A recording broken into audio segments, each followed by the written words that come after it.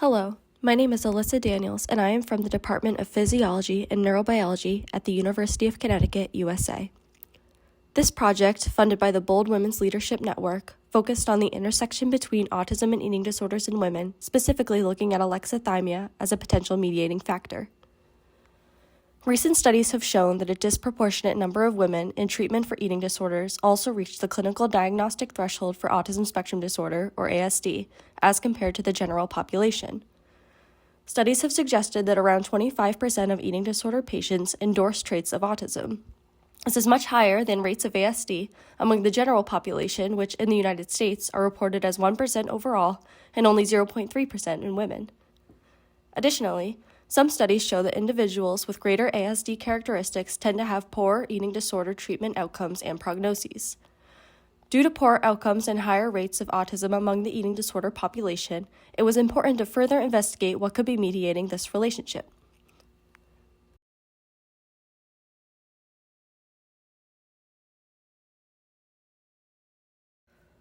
Could alexithymia be the link between autism and eating disorders?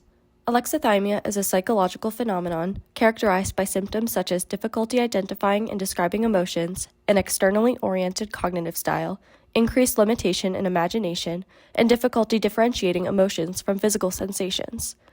It's important to note recent literature suggesting an overlap between both autism spectrum disorders and eating pathologies with alexithymia.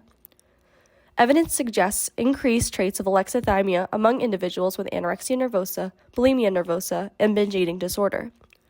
Additionally, increased symptoms of alexithymia are seen in individuals with ASD. An estimated 50% of individuals meeting clinical diagnostic criteria for autism also meet clinical threshold for alexithymia. Finally, a recent study suggests that alexithymia plays a significant mediating role on the relationship between autism and eating pathology, and therefore suggests that comorbid alexithymia and autism may increase an individual's likelihood of developing an eating disorder. So, why does this matter? Alexithymia symptoms may remain high even following eating disorder treatment and recovery, suggesting that symptoms of alexithymia may precede symptoms of eating pathology and therefore need to be targeted if found to mediate the relationship between autism and eating disorders. Additionally, individuals with alexithymia have higher rates of suicide and tend to benefit less from psychological therapy. It has even been suggested that alexithymia interferes with the effectiveness of prescription medication.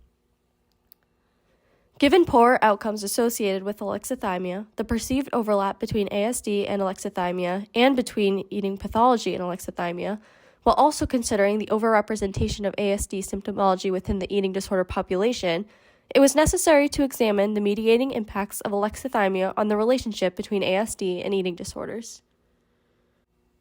To test whether alexithymia serves as a mediating factor between eating disorders and autism, we developed an anonymous survey on Qualtrics consisting of the 20-point Toronto Alexithymia Scale, the 40-point Autism Quotient, and the shortened 13-point version of the Eating Disorder Examination Questionnaire.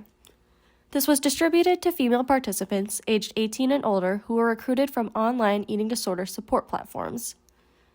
These measures were used to detect autism and alexithymia symptomology within a sample population of individuals with eating disorders.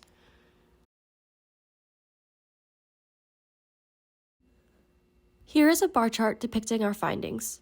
As you can see, after controlling for eating disorder symptomology, 193 participants provided full data for analysis.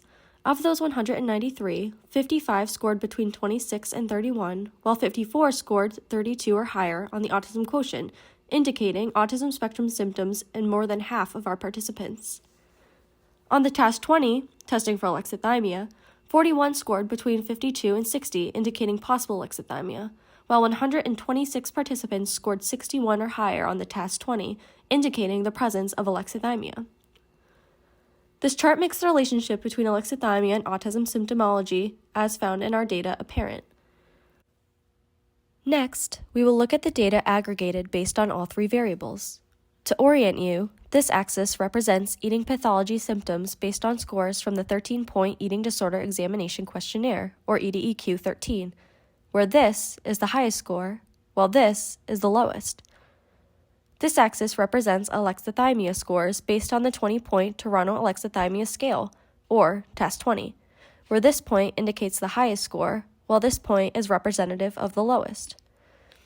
The z-axis, making this graph three-dimensional, represents the level of autism characteristics, where the higher the point is, or the deeper purple it is in color, the higher the score on the autism quotient, or AQ.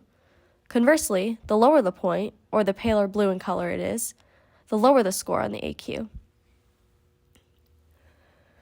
From this side view, we can see higher AQ scores were roughly more associated with higher EDEQ 13 scores, but this relationship becomes especially apparent when looking at alexithymia. From this angle, we can clearly see that in this data set, at a higher EDEQ 13 score, as TAS20 scores increase, so do the scores on the autism quotient. This same relationship is also visible when orienting the graph to a top-down view. We can see a deeper purple color indicating higher AQ scores at higher EDEQ 13 and higher TAS20 score points.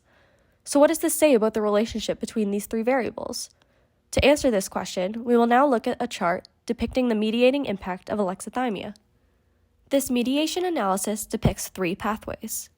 In the first pathway, individuals testing within clinical threshold on the autism quotient had significantly greater alexithymia scores. In the second pathway, individuals testing within clinical threshold on the autism quotient demonstrated significantly greater disordered eating symptoms.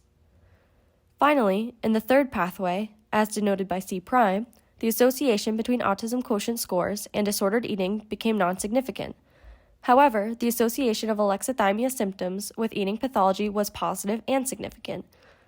Through a joint significance test, the mediating impact of alexithymia was determined to be statistically significant. So, what can we take away from this data?